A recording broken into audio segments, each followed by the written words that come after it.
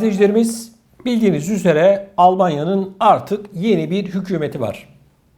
Ancak koronavirüs döneminde bu krizi yöneten önemli isimlerden bir tanesi de Federal Sağlık Bakanı Jens Spahn. Bu Sağlık Bakanı şöyle bir açıklama yaptı. Gider ayak. Diyor ki, aynen şöyle. Yıl sonuna kadar herkes ya aşılanacak, ya iyileşecek ya da ölecek. Tekrar ediyorum. Yıl sonuna kadar herkes ya aşılanacak, ya iyileşecek ya da ölecek.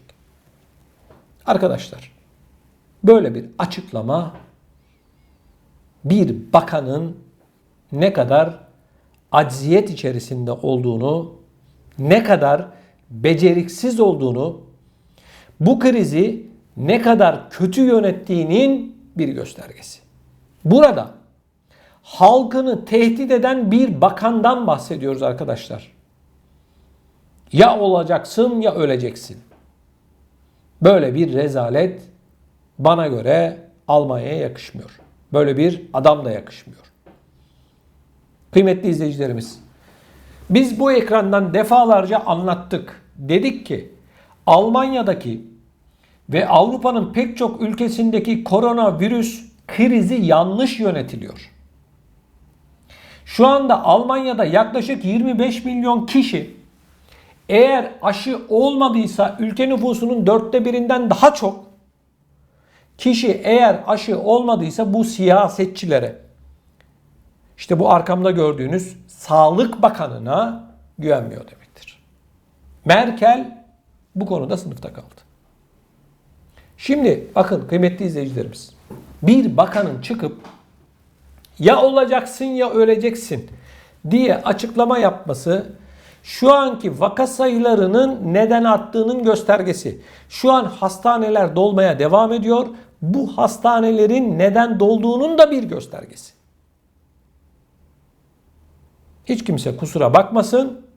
Neticeye baktığımız zaman bugün vaka sayıları 100 binlere gidiyorsa, hayatını kaybeden insanların sayıları günlük 500'lere yaklaşmışsa, bu bakan ve saz arkadaşlarının başarısından söz edemeyiz.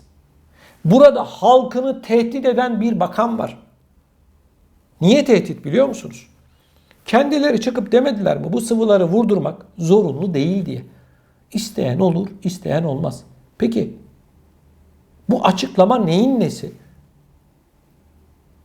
Bakın, halkı suçlayan bir diğer açıklama da Merkel'in kocasından geldi.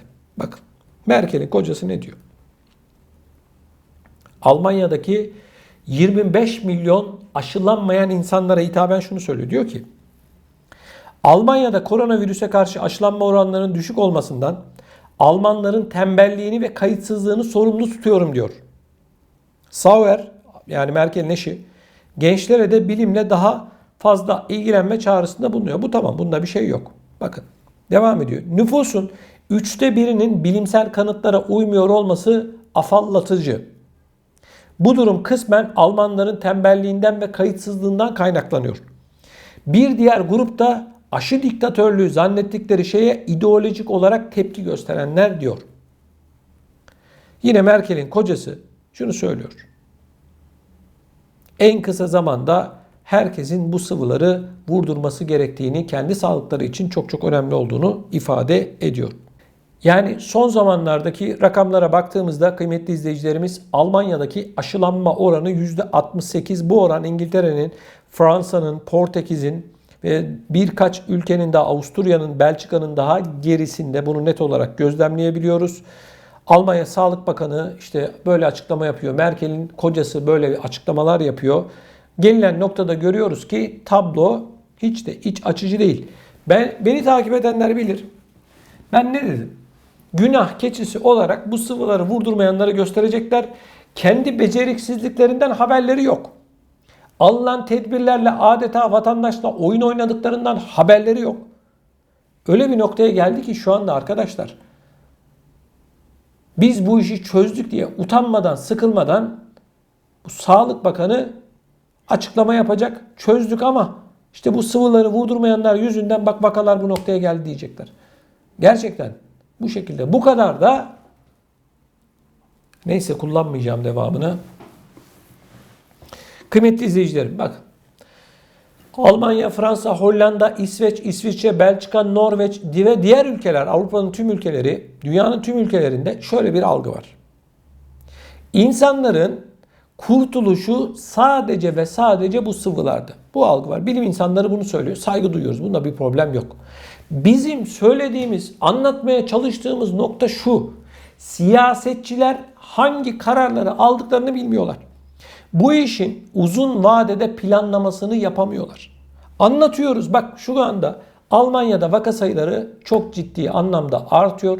Hastaneler pek çok bölgede dolmaya devam ediyor. Hasta nakilleri var arkadaşlar. Başka noktalar mesela Brandenburg'da. Hastalar pek çok hastanede olduğu için başka eyaletlere gönderiliyor. Şimdi böyle bir tablo ortadayken kalkıp bu siyasetçilerin başarılı olduğundan krizi doğru düzgün bir şekilde yönettiklerinden bahsedebilir miyiz? Ama kendileri öyle görüyorlar. Suçu yine bu sıvıları vurdurmayanların üzerine attılar, kenara çekildiler şimdi. Hiç kimse de sorgulamıyor. Ya kardeşim bu kadar zaman zarfı içerisinde sen ne iş yaptın? Kapatıp açmaktan başka hangi kararları aldın? Hiç kimse, Avrupa'nın diğer ülkeleri için de söylüyorum arkadaşlar, suçu üzerine almıyor. Ya 2 yıldır bu bizim hayatımızda bu virüs.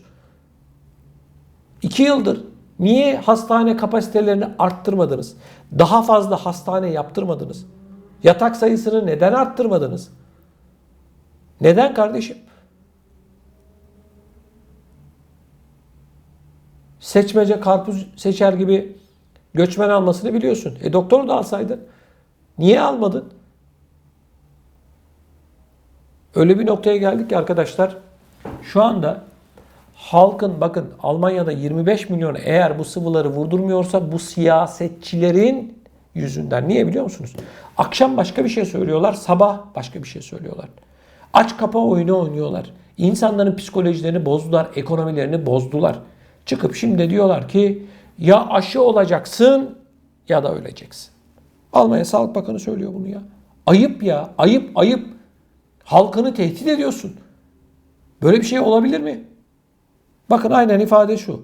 Yıl sonuna kadar herkes ya aşılanacak, ya iyileşecek ya da ölecek. Vallahi bilmiyorum arkadaşlar. Ben hayatımda böyle bir şey ne duydum ne de gördüm. Almanya gibi büyük bir devletin bakanlığını yapan adam çıkmış halkını tehdit ediyor. İşte Merkel'in partisinin son seçimlerde aldığı oy oranını gördük. Tepetaklak oldu. Bunun en büyük sorumlusu arkadaşlar bu krizin doğru düzgün bir şekilde yönetilmemesi.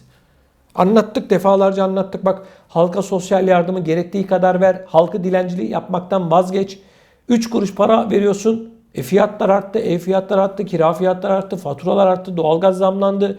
Ama insanlara verdiğin sosyal yardımlar aynı, maaşlar aynı. Almanya'dan bahsediyorum, Türkiye'den bahsetmiyorum.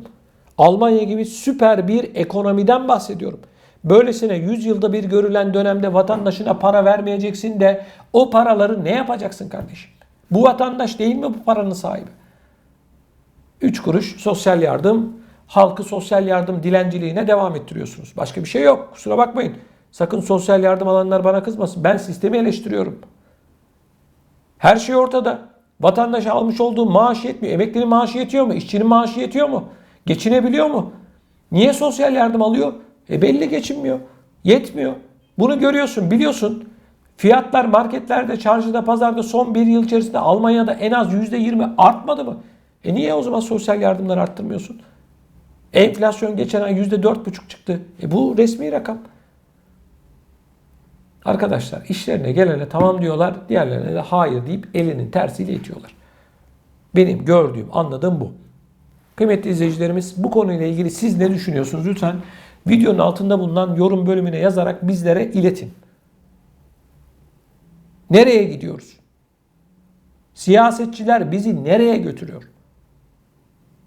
Videonun altındaki yorum bölümüne gündeme getirilmesini istediğiniz konuları da yazabilirsiniz.